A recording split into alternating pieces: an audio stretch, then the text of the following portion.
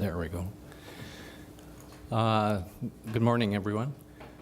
This is the February 3rd meeting of the Moorhead Economic Development Authority, and I'd like to call the meeting to order. And Amy, are you going to read the rule? Betty will roll for us today. Thank you, Mr. Chair. Members present today are Michael Burns, Chad Cota, Zach Hiring, Pat Kovash, Larry Sedgevold, Bobby Celine, and Deb White. Thank you. Before we get rolling here, got a couple of announcements. Two new people have joined the board, Larry Sedgevold and Chad Cota. So we'd like each of you to share a little bit about yourself. Go ahead, Chad. All right, excellent. Yeah, Chad Cota from Moorhead, born and raised. I have my 20-year class reunion this year, hard to believe. Reside down on South River Shore near the Azul Hornbachers. Have a wife, 3 daughters, and yeah, looking forward to joining. Welcome. Welcome. And I'm Larry Sedgevold. I'm a 3rd Ward representative elected in November on a special election. A 62-year resident of Moorhead, and so glad to be here. Thanks. Thanks, Larry. I'd also like to, on behalf of the board, express our sincere thanks to John Rogala, who has completed 6 years and represented the Moorhead Public Service, and Vi Delke, who has termed out, I guess, and thank her for her 7 years of service. Next item, any agenda amendments? Hearing none. The approval of the minutes. Move to approve. Second. Motion to approve in a second. All in favor say aye. Aye. All opposed, same sign. Motion carries.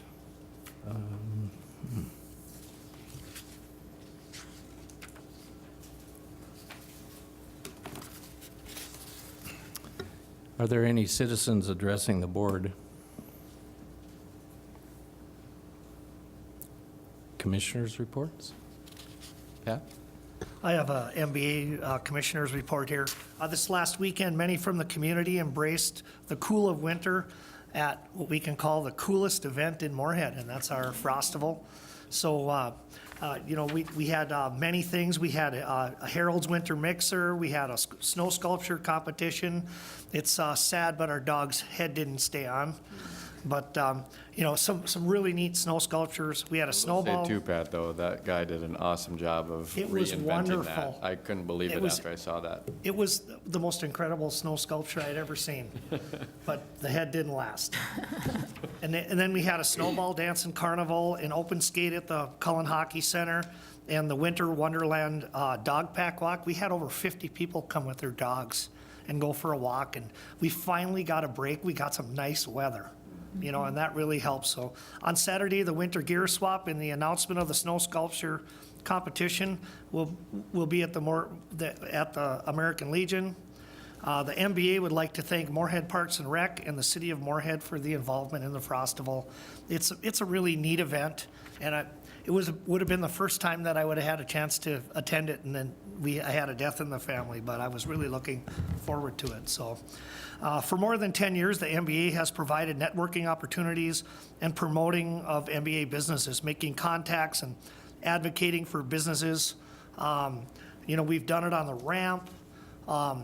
We worked with Clay County to facilitate a sales tax on our correctional facility. We've openly supported our school bond referendums, the diversion, and involvement in the chamber. Many of the MBA board members serve on multiple committees, such as myself on EDA, the Charter Commission, the Community Fund, the Census 2020, West Central Initiative, Moorhead Parks and Rec, and more. We have a diversity job fair for events. We do Frostival, we do 4th of July, and the Bridge Bash. And most recently, we took a stand on the Moorhead Public Commission. And, you know, we're a big advocate of Moorhead, and we just respectfully disagreed with the position. And, you know, but at the end of the day, we are definitely gonna, I mean, we have to work with Moorhead to move things forward. And we would just really hope for more dialogue and transparency and communication between the council and the MBA and the citizens. I just think that communication and sunlight are very important. It's gonna be really important with recently what the council, where we're gonna start down the path for a sales tax, because the business community, in order to collect that sales tax, we need to be on board in order to do it. So we're looking forward to, you know, a lot more detail to see how we're, you know, what our plans are, how we're gonna do it, and how we can move forward. And, you know, we're definitely here to help the city work on some of them issues. Thank you. Anyone else? All right. Moving forward, we now have the election of officers, and that'll be for chair, vice chair, and secretary. And I'll open the floor for nominations for chair. I would nominate Michael Burns to continue as our chair. Second. Okay. Any discussion? All right. All in favor of the motion, say aye. Aye. Opposed, same sign. Motion carried. Nominations for vice chair, please. I have a question on that. Can I nominate him even if he isn't here?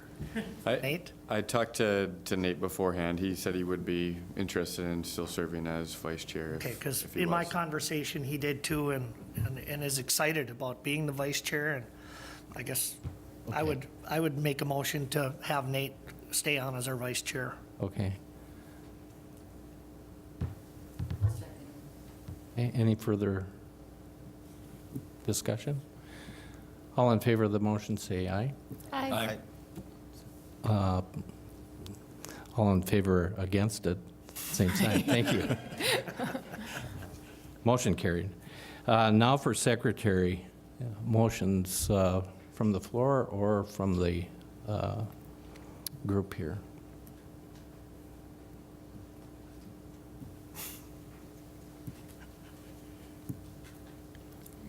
Who wants to be a signer? Is that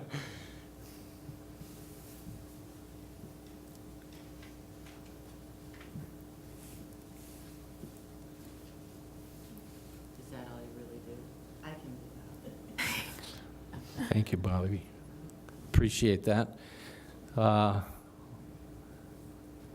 Since it took a while to get someone to volunteer, is there a motion to approve Bobby Celine as secretary? So moved. Second? Thank you. Any further discussion? Hearing none, all in favor, say aye. Aye. Opposed, same sign. Thanks.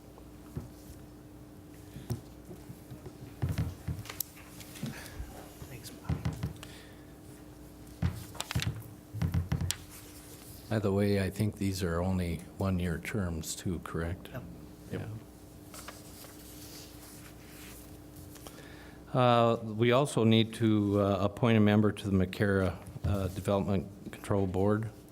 Videlke was a member that represented our group, and she no longer available to do that, so any thoughts? And maybe just for context of the Makara Review Board, so meet as needed.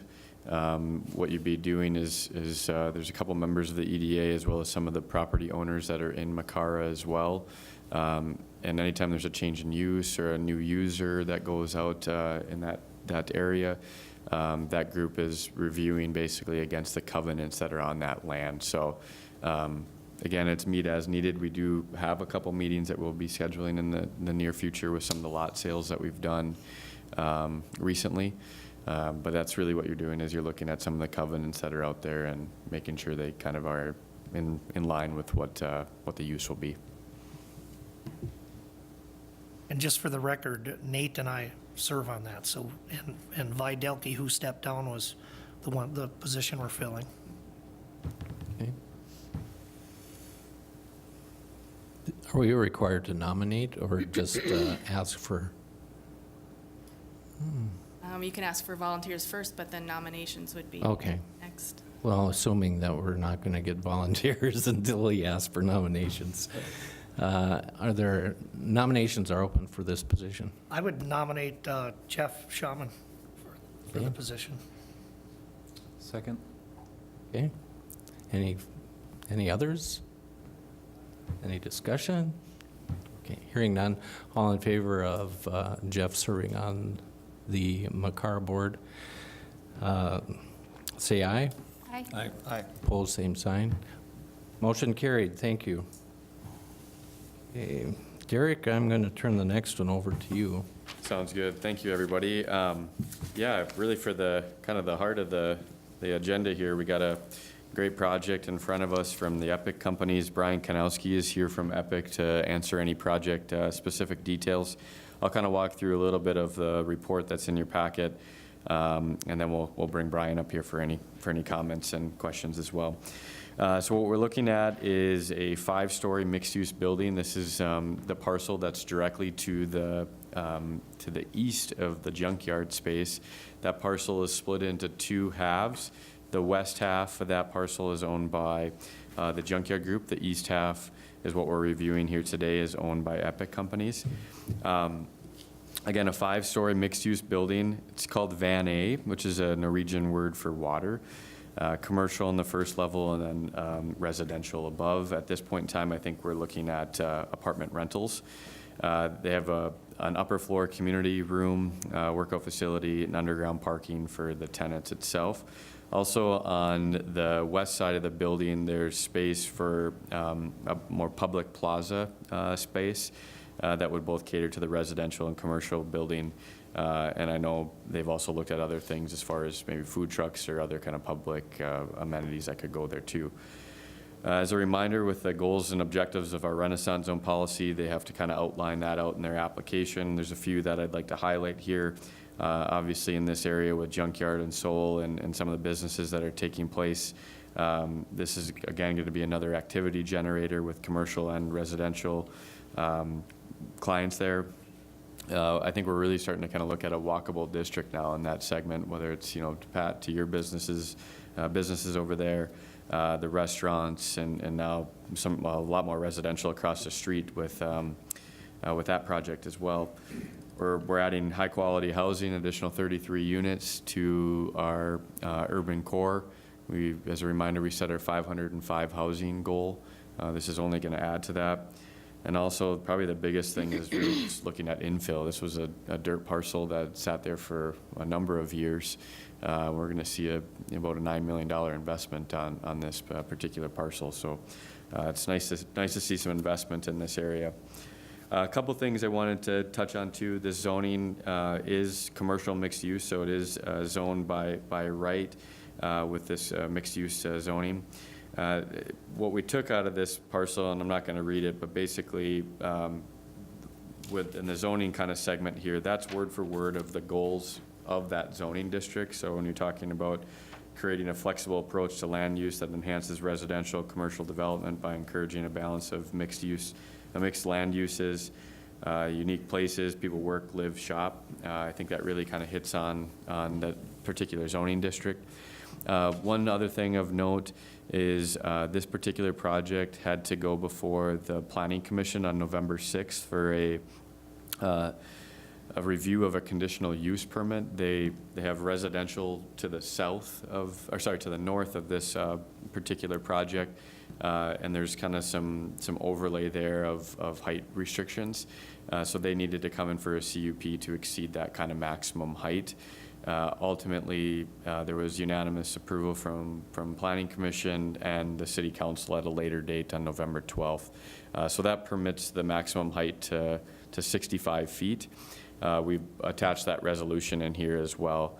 And really, I'll let Brian kind of maybe specify on it too, but you can see on the image above, there's just a small segment where it kind of juts out to that kind of 5th story, and that's where that height was needed. I think there's some 2-story apartments in that particular area. So it won't hit 65 feet, but it will certainly give us some leeway to kind of work around that as well. Again, with our project kind of scope and Renaissance Zone policy, we're looking at a total of about an $8.7 million project based on kind of the square footage breakdown that you see below. We're looking at about $214 a square foot cost. As a reminder, our policy for Renaissance Zone, we have 5, 10, and 15-year terms. For new construction, anything over $175 a square foot is eligible and qualifies for the 15-year term, so that's what we'll be looking at here. There's also another note that I wanted to mention, and I don't know if it's necessary, you can't really see it on the, well, you can see it a little bit on the image to the left on the screen, where you see the tree and you'll see the car park there. As a part of this project, we're also looking at working with engineering on changing kind of the right-of-way configuration there. If you've driven out in that segment, you'll see that it's just got parallel parking on both sides to kind of, again, continue on our theme of really urbanization and getting some more kind of urban qualities. Epic, as well as city staff here, has been looking at adding diagonal parking on that, well, it'd be directly to the east of that building. The opposite side of the street, we still don't know, based on some right-of-way width, we might be able to still maintain some parallel parking there. But depending on the width, we may have to remove that. But this diagonal parking through this segment would be open parking. It's not designated specifically to this private building or to the residents. So it is more public parking, which certainly we could use more of in our urban area.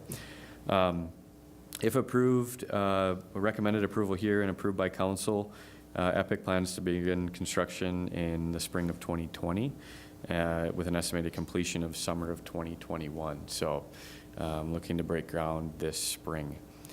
With that, Brian, I don't know if you want to come up and maybe hit on anything I missed.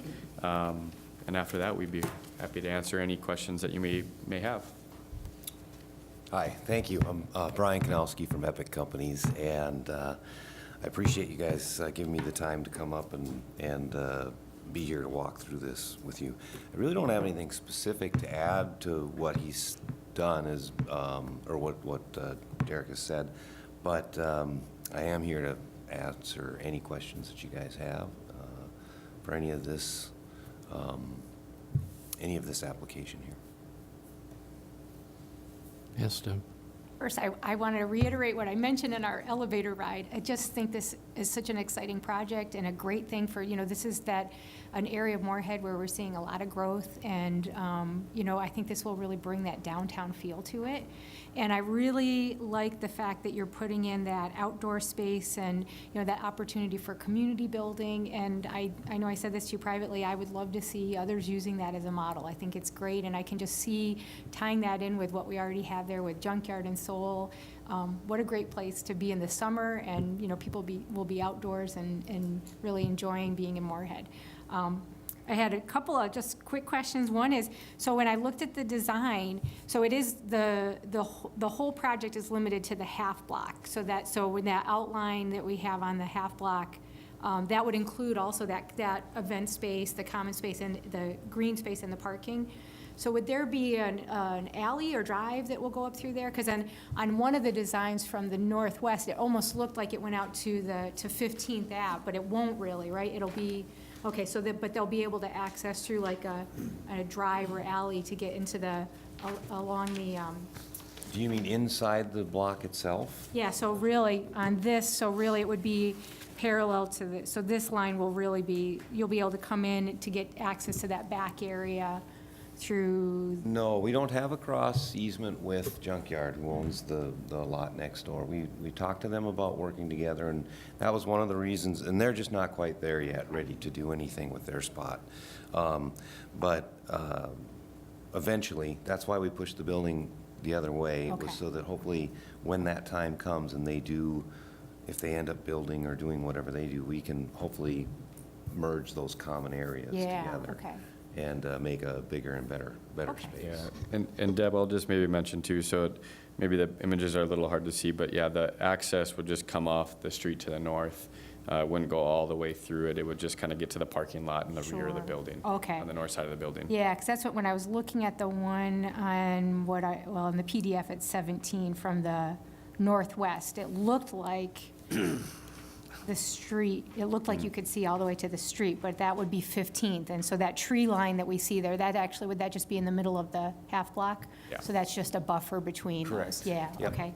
And then I love that that the entire first floor is all commercial space, right? And I know that you can't, right now we have a TBD for how many units. Can you give us an estimate of how many? And it looks like most of them would then front on 16th, right? So then if you had the parking set up the way you mentioned, they could park on that side, go right into retail all along the, on 16th Avenue? Yep, correct, that's right. And really, we've got a 10,000 square foot building on the main floor in round numbers.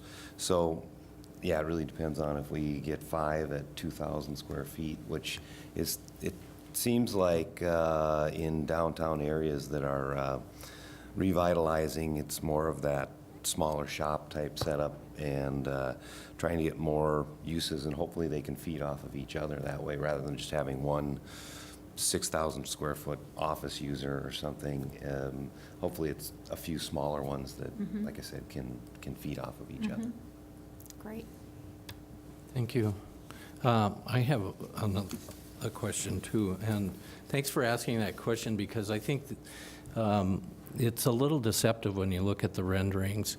It makes it look like the whole block is being developed. So Deb asked the question before I was planning to ask it, but appreciate your explanation.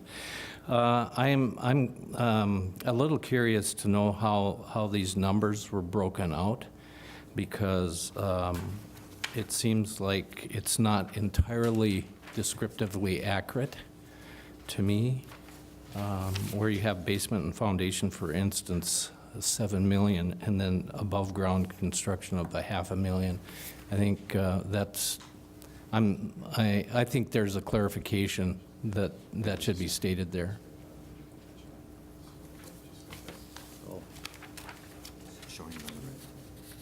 And then we, Above ground construction, 7 million. Okay, so we on this- on took this- out some of the ones out of the application. We took out acquisition costs, because that's Oh. something that isn't eligible. So the numbers don't exactly line up. We have a little bit over 9 million in the application here. Oh, okay. And I'm sorry I didn't touch on that during my presentation, but as the way we've defined the Renaissance zone policy, that acquisition cost isn't a part of it. So that's where you'll see that difference between 9 million and about 8.7 million. Well, and that, my question is based on the copy that I have in front of me, and it appears that it's not entirely accurate when you get into the detail sheet, which I don't have, so. Yeah, just to maybe clarify where the note is coming from. In the staff report, above ground construction is listed as 7 million. And when you get into the page 4 copy of the application itself, I believe. Where it says basement and foundation at 7 million. Yes, there's just I think a clerical error in that. Or is that intentional that you're putting 7 million on basement? It's really expensive underground parking. Yeah, no, no, that's correct. We're not doing that. It's really steel reinforced. So we just had, it says basement and foundation on the application there, so. Should be 700,000. So it should be 700,000, yeah. Yeah, okay. Well, thanks for clarifying that. Thank you for pointing that out, too. Those two are just mixed up, maybe. Okay? above ground. Oh, I will make a comment too here, because I know it got mentioned by Deb, just with the parcel to the west with that junkyard still owns. I mean, we've had some questions come in about, will that remain as dirt? Will it, have to be improved in it at this time? This project doesn't trigger them to improve that or force them to do anything, so they can kind of keep it as is for additional parking. At any time where they have to make improvements or anything like that, by code, they would have to pave. So I just want to make that clarification for everybody here. Obviously, we're not talking about that particular project, but certainly between the parcel splits that are there, it's a factor. Yeah. My name's Pat here. I've dealt with Brian and these guys, and I've been dealing with them off and on for, I don't know, maybe 6 to 9 months on this project. I'd just really like to say how nice it is to work with them and how we sat down. I met with Enclave, and I've talked with the Buckles group, and I met with Epic, and we were actually able to come to a mixed-use purpose, because that was my goal with this parcel, is to make sure that we brought more business in with the housing. And we were able to actually sit down, and they invited me in their meetings, and I literally did it on a verbal contract and a handshake, and I just really can't tell you how much that means to me and how much I trust that you guys are really going to do a nice project for downtown Moorhead, and that we really appreciate all that you have been doing. thank you.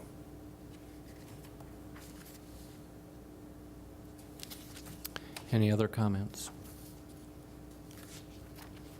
Okay. I suppose we need a motion on this, correct? Yep. So- Seeking recommendation for Approval? council approval, Yep. or to go to council. So is there a motion to approve this project?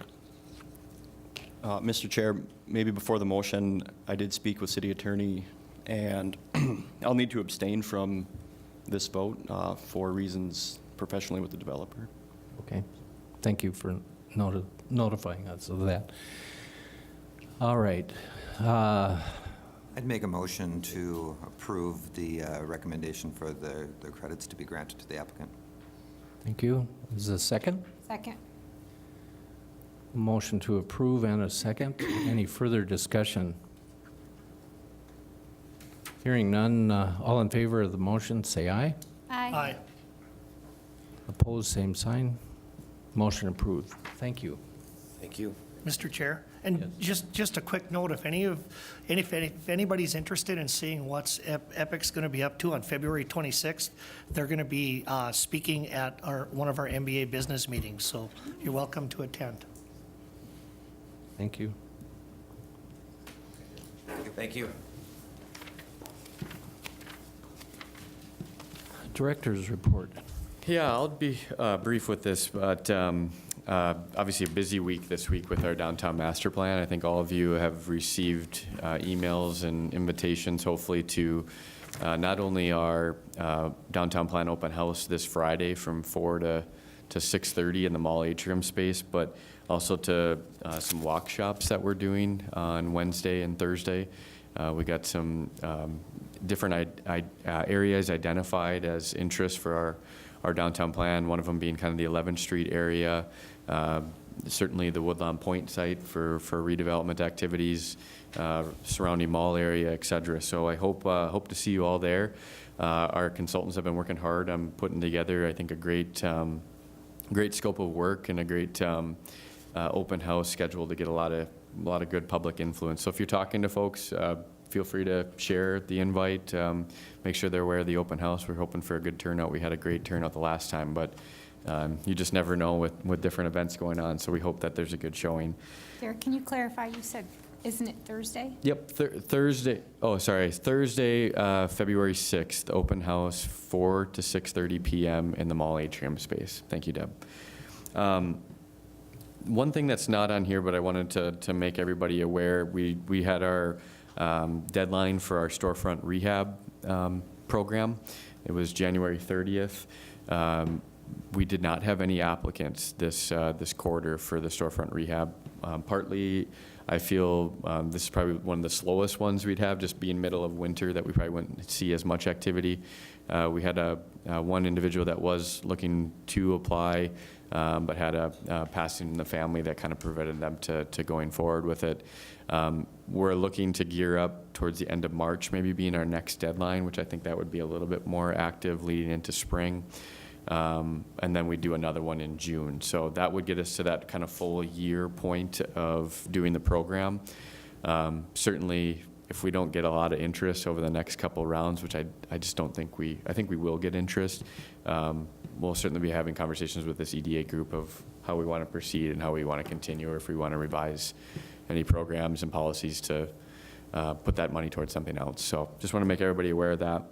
Say, Derek, I've yes. got a question in regard to that. In Fargo, people that are doing new things too, aren't they applying for storefront funds? And I'm just wondering if that's available here in Moorhead too. So, and Dan just popped out. He'd be more versed in it because he handled the storefront rehab in Fargo. But what I think you're seeing the big difference is a lot of those credits are available to those doing rehabs of facilities. So they have just much more rehab availability than what we would have. But no, new projects over there are not eligible for the storefront money. So Okay. it's just that they have a lot more rehabs to kind of work within. Okay. We talked about that. Somebody had approached us about utilizing some money for a new project. At this point, I didn't feel that it was appropriate, just based on some of the programs that we already had established with Renaissance Zone and some Okay. other things. So Thank you. Yep. I know Pat mentioned it, and I think it continues to be a big issue of just trying to get the word out, but we're continuing to try to reach out to our real estate professionals. So I did speak at the Fargo Moorhead Real Estate Summit on December 5th. And I would just say, if you're talking to anybody in the real estate field, just continue to put in my direction, or if you, we can send you a link to our, maybe a file share of some sort with our Economic Development Incentive Index, but just continue to share what programs and policies we have, because it's important for those individuals to know what's out there.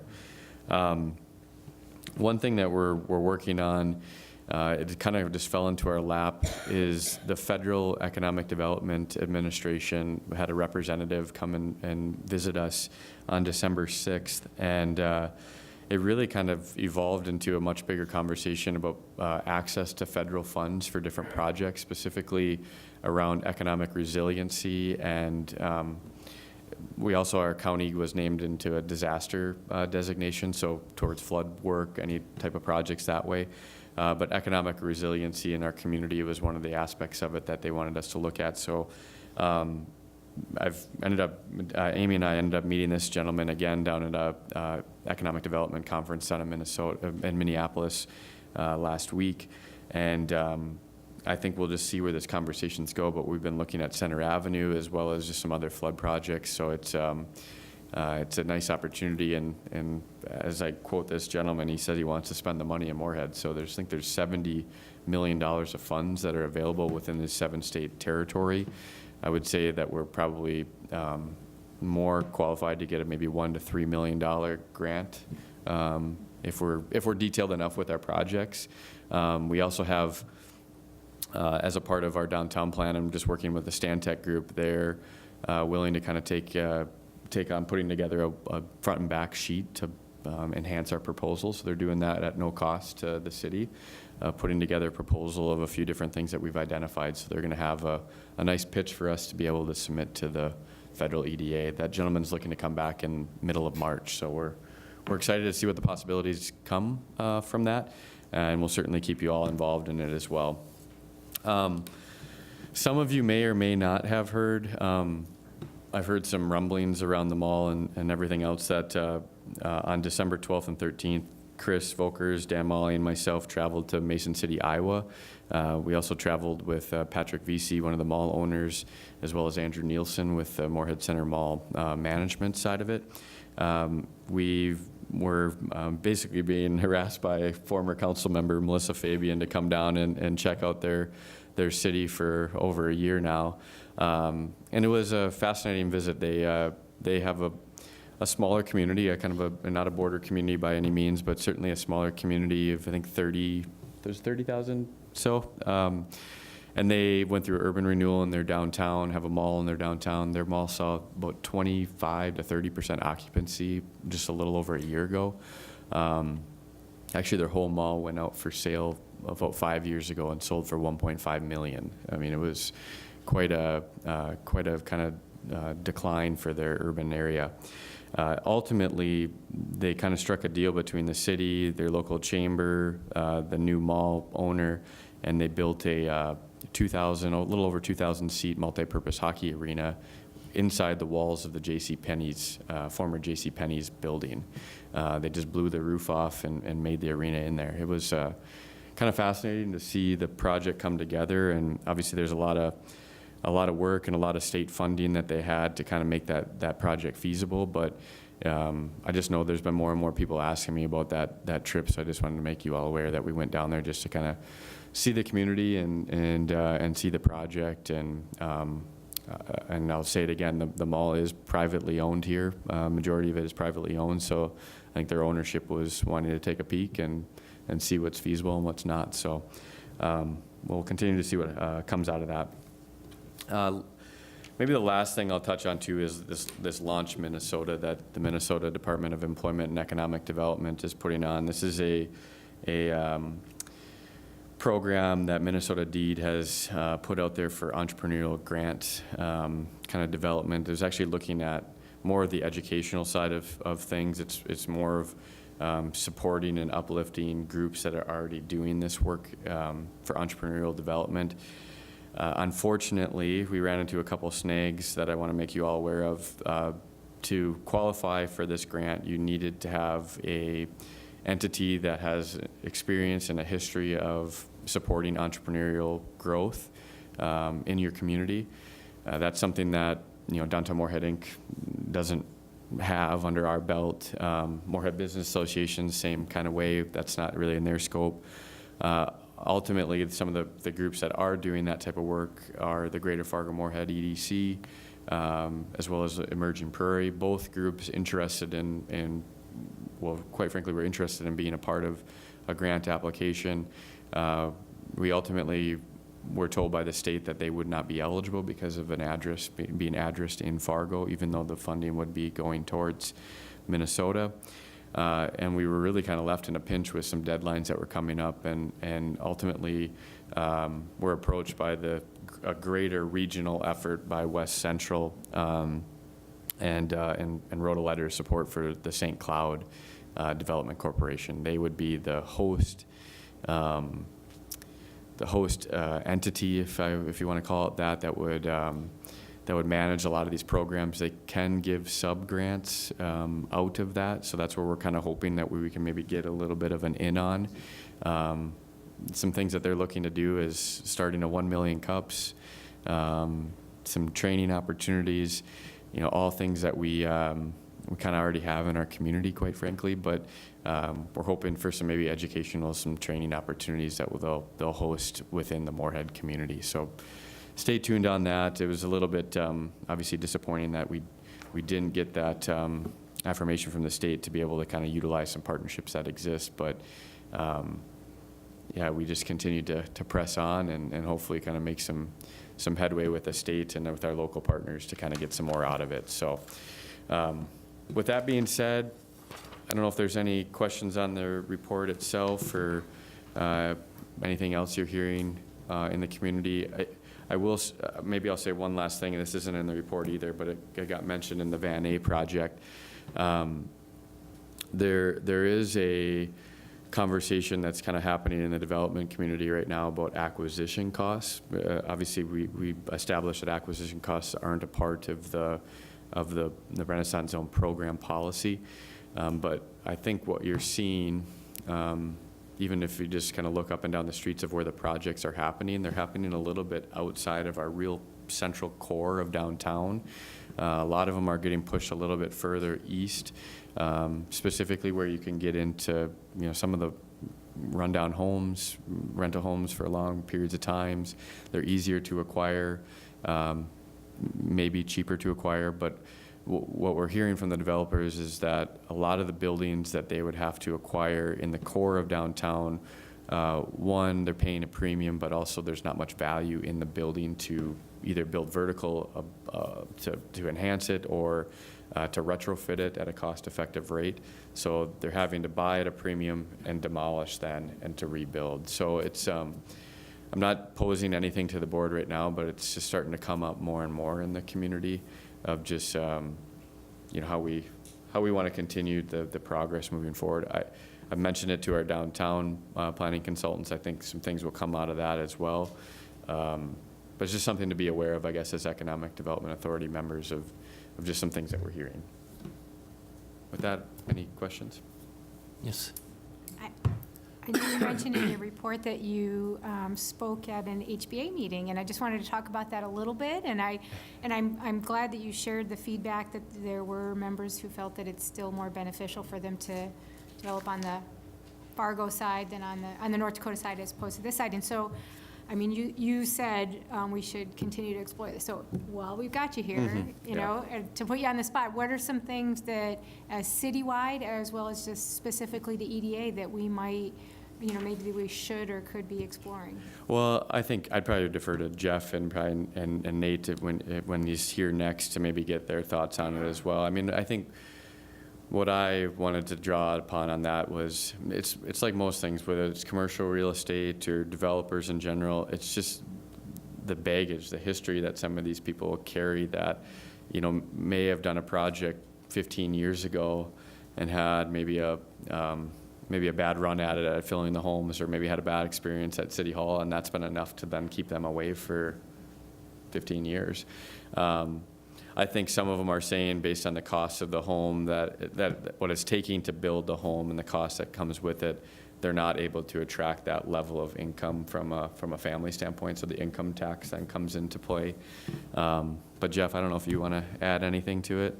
Yeah, no, I mean, to the point being made, there's, at least in my experience with it, there continues to be a certain value differential between a similar sized new home in one community versus the other. I think the advantage that Moorhead has that isn't widely talked about is flood protection. Yeah. I mean, there's a lot of, North Dakota will in the future have a lot of challenges in between the coming year or two and the time when a diversion potentially gets done and having to carry flood insurance, which is by no stretch of the imagination inexpensive. So I think we'll see in the coming 10 years, let's say, an opportunity where that value differential is made up by the fact that Moorhead has done such an outstanding job protecting all of the homes in the community. And so I think when we see floodplains get adopted, there's going to be some real advantages that Moorhead has, and I think if we can parlay that into getting these builders to come back to town, there's going to be an opportunity for those neighborhoods to kind of re-blossom. That's not to say we're not growing as a community, we are, but maybe not to the extent you've seen in West Fargo as an example. So, And I think that's a really important point. I mean, I think there were builders there that have done really well in Moorhead too, but I think it is that factor of they just don't see maybe the growth as expansive as it has happened in Fargo, West Fargo. But Dan always mentions this too, we're a top 5 fastest growing county in the state of Minnesota. I mean, we are doing good things, but it's that community perception that I think we still gotta work through. And Dan's done a great job, and I know other city staff have been looking at codes, specifically codes that are different between the two states, and seeing what is truly state regulated versus maybe additional local requirements. Can we go away with some or be a little bit more flexible with certain things, but still being safe and getting the quality that we want? So there's a lot of factors that come into play with that, but it's unfortunate when you go into some of those meetings and you find yourself digging out of holes pretty quickly with just some of the negative feedback that comes out, which is in a lot of cases just isn't true. And you just gotta be honest with it, and you gotta just have those difficult conversations with these folks. Thanks, Derek.